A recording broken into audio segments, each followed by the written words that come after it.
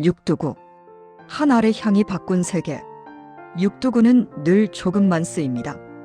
요리에서 육두구는 주인공처럼 앞에 서지 않습니다. 대신 마지막에 조용히 끼어들어 음식의 표정을 바꿉니다. 그런데 이상하죠. 늘 조금만 쓰이는 그 향신료가 한 시대에는 바다 위의 전쟁을 부르고 섬의 운명을 바꾸고 도시의 가치와 맞바뀌었다는 이야기가 남아 있습니다. 오늘 우리는 아주 작은 씨앗 하나를 들여다봅니다. 그 씨앗이 지나온 길을 따라가다 보면 음식의 역사가 곧 인간의 역사였다는 사실을 다시 만나게 됩니다. 1. 육두구는 무엇인가? 씨앗과 붉은 망의 두 얼굴. 육두구 너트메그는 단일 재료처럼 보이지만 사실 두 가지 얼굴을 가진 향신료입니다. 육두구 열매 속 씨앗 커널을 말린 것. 메이스 씨앗을 감싸는 붉은 그물 같은 껍질 종피 가종피를 말린 것. 이 둘은 같은 열매에서 나오지만 성격이 다릅니다. 육두구는 더 따뜻하고 묵직하며 메이스는 더 가볍고 꽃처럼 퍼지면서도 향이 또렷합니다. 다큐에서 중요한 포인트는 여기입니다. 육두구는 한 알이지만 그 한 알 속에 전혀 다른 향의 층이 겹겹이 들어 있습니다. 그래서 사람들은 오래전부터 이 향신료를 향으로 만든 이야기처럼 다뤄왔습니다. 고향 반다제도. 작은 섬이 세계를 흔들던 때 육두구의 고향은 인도네시아 동쪽 해역 몰루카 제도 향신료 제도 중에서도 반다제도로 알려져 있습니다. 지도로 보면 작고 멀고 이름조차 낯선 섬들입니다. 하지만 한때 세계는 그 작은 섬들을 향해 눈을 고정했습니다. 이유는 단순합니다. 거기에서만 자라던 향. 희소성은 곧 가치가 되고 가치는 곧 경쟁을 부릅니다. 육두구는 맛을 넘어 경제가 되었고 경제는 곧 권력의 문제로 바뀌었습니다. 3. 중세 유럽. 향신료는 맛이 아니라 안심이었다. 오늘날 우리는 향신료를 취향이라고 생각합니다. 하지만 중세의 유럽에서 향신료는 취향이 아니라 필요에 가까웠습니다. 당시 사람들은 음식이 상하기 쉽고 저장 기술이 지금만큼 발달하지 않았고 겨울은 길고 질병과 불안은 일상적이었습니다. 이런 시대의 강한 향은 단지 풍미가 아니라 삶을 버티게 하는 심리적 안전장치였습니다. 육두구는 따뜻하고 달콤하면서도 약간의 쌉싸름함을 품습니다. 그 향은 단조로운 식단에 변화를 주고 한 끼의 경험을 바꿔놓았습니다. 사람들은 육두구가 몸을 덮이고 소화를 돕는다고 믿었고 향이 나쁜 기운을 밀어낸다고 생각하기도 했습니다. 여기서 중요한 점은 과학적으로 맞냐가 아니라 육두구가 사람들에게 불안을 견디게 하는 향이었다는 사실입니다. 4. 신분의 향. 한 알이 계급을 말하던 시대. 육두구는 값비쌌습니다. 바다를 건너야 했고 유통 과정은 길었고 중간 상인은 많았습니다. 그래서 육두구는 맛을 더하는 재료가 아니라 가치를 드러내는 물건이 되었습니다.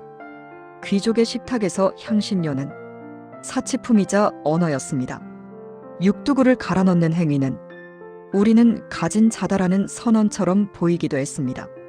그리고 바로 그 지점에서 육두구는 부엌의 선반을 넘어 정치와 경제의 중심으로 이동합니다. 5. 바다의 시대. 향신료 전쟁과 독점의 욕망. 포르투갈, 네덜란드, 영국, 해양 강국들이 긴 항해를 감수했던 이유는 금과 은만이 아니었습니다. 향신료는 그 시대의 확실한 부였습니다. 향신료를 손에 쥔 국가는 세금을 걷고 무역을 지배하고 권력을 키울 수 있었습니다. 육두구는 그 중심에 있었습니다. 특히 네덜란드는 육두구를 독점하려 했고 생산지 통제에 집착했습니다. 이 대목은 다큐에서 반드시 짚어야 할 쓴맛입니다. 우리가 오늘 향을 즐길 때 그 향은 종종 어떤 역사 위에 놓여 있습니다. 육두구는 그 사실을 가장 또렷하게 보여주는 재료 중 하나입니다. 6. 상징적인 교환. 맨해튼과 맞바뀐 섬이 남긴 것. 육두구 이야기에 자주 등장하는 상징이 있습니다. 17세기 유럽 열강의 협상 과정에서 어떤 땅과 어떤 섬이 교환되었다는 이야기입니다. 이 사건이 사실로서 어떻든 세부 사항은 역사 기록마다 표현이 다르기도 합니다. 다큐에서 우리가 가져가야 할 핵심은 이겁니다. 그 시대 사람들은 육두구가 자라는 땅을 도시만큼 혹은 도시보다 가치 있게 여겼다는 사실. 한 알의 향신료가 도시와 영토를 재는 저울 위에 올랐던 시대. 그 시대를 상상하는 순간 우리는 향신료를 단지 부엌의 재료로만 볼 수 없게 됩니다. 7. 독점의 끝. 비밀이 퍼지며 부엌으로 돌아오다.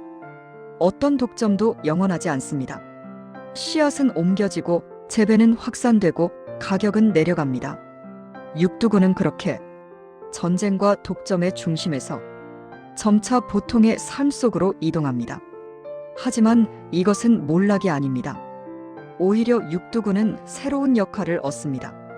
희귀한 권력에서 일상의 완성으로. 8. 향의 성격. 육두구는 왜 따뜻하게 느껴질까? 육두구의 향은 한 줄로 정의하기 어렵습니다. 하지만 많은 사람이 비슷하게 말합니다. 따뜻하다, 달콤하다, 크리미하다, 살짝 쌉싸름하다, 나무와 흙 같은 깊이가 있다. 이 복합감이 육두구의 매력입니다. 그래서 육두구는 단맛의 세계 디저트에도 짠맛의 세계 소스 수프고기 요리에도 자연스럽게 스며듭니다. 다만 여기서 중요한 룰이 있습니다. 육두구는 많이 넣는 향이 아닙니다. 조금만 넣었을 때 가장 아름답습니다. 많아지면 향이 무겁게 튀어나오고 요리를 덮어버립니다. 육두구는 선을 지키는 재료입니다. 그 선이 요리를 고급스럽게 만들기도 하고 그 선이 무너지면 요리를 거칠게 만들기도 합니다. 9. 요리 속 육두구. 뒤에서 완성하는 기술. 육두구가 빛나는 대표적인 무대는 크리미한 세계입니다. 베샤멜 소스와 화이트 소스, 우유 버터밀가루로 만든 소스는 자칫 평면적이 될 수 있습니다. 그때 육두구를 아주 조금 갈아 넣으면 소스가 갑자기 깊이를 갖습니다. 감자와 유제품, 메시드 포테이토, 그라탱, 크림 수프. 감자의 부드러움과 육두구의 따뜻함은 궁합이 좋습니다.